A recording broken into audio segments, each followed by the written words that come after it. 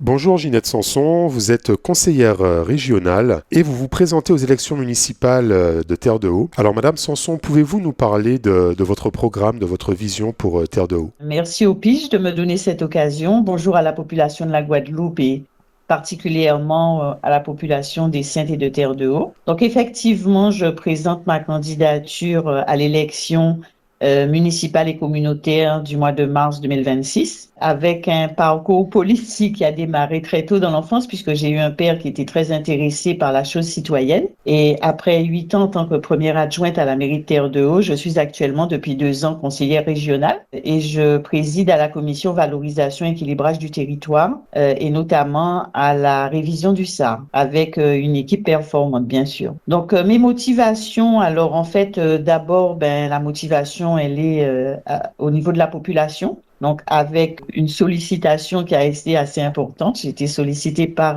des membres de la population et je souhaite effectivement travailler avec eux et pour eux. Donc, avec une équipe qui a pour mission et pour engagement d'agir par amour pour Terre de Haut. Donc, nous avons en fait un projet de territoire structuré autour de 4 axes. Le premier axe, donc, c'est la transition et la écologique et la résilience du territoire. Donc, avec pour préoccupation la préservation des écosystèmes et du littoral, le tourisme durable et responsable. Notre second axe, en fait, il tourne autour de l'identité, du patrimoine et de la dynamique culturelle. Bien entendu, notre préoccupation, c'est de préserver le patrimoine, de procéder à des animations culturelles et surtout d'apporter un accent particulier à la cohésion sociale. Le troisième axe, donc qui est la qualité de vie, la solidarité et les services à la population, est un des axes vraiment essentiels et qui répond effectivement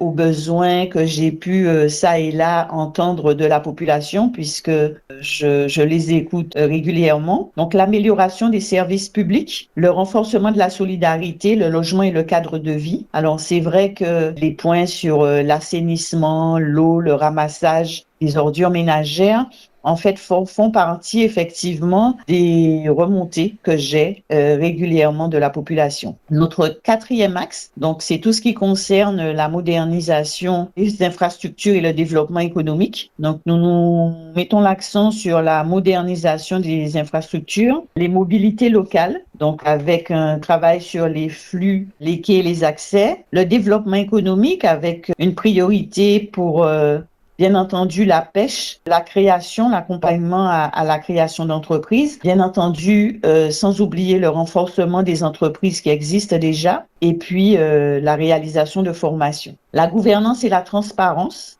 c'est un des points également qui remonte en fait régulièrement avec une demande assez forte de la population de transparence. Nous avons donc prévu de mettre en place des réunions publiques régulières, de faire un rapport annuel accessible à tous, de mettre en place une plateforme de signalement citoyen et de développer de la coopération intercommunale renforcée. Je rajouterai un dernier, c'est la station d'essence. Alors c'est vrai que Terre de Haut, c'est particulier. Il y a des stockages en fait d'essence chez des particuliers puisque une grande majorité circule avec des scooters.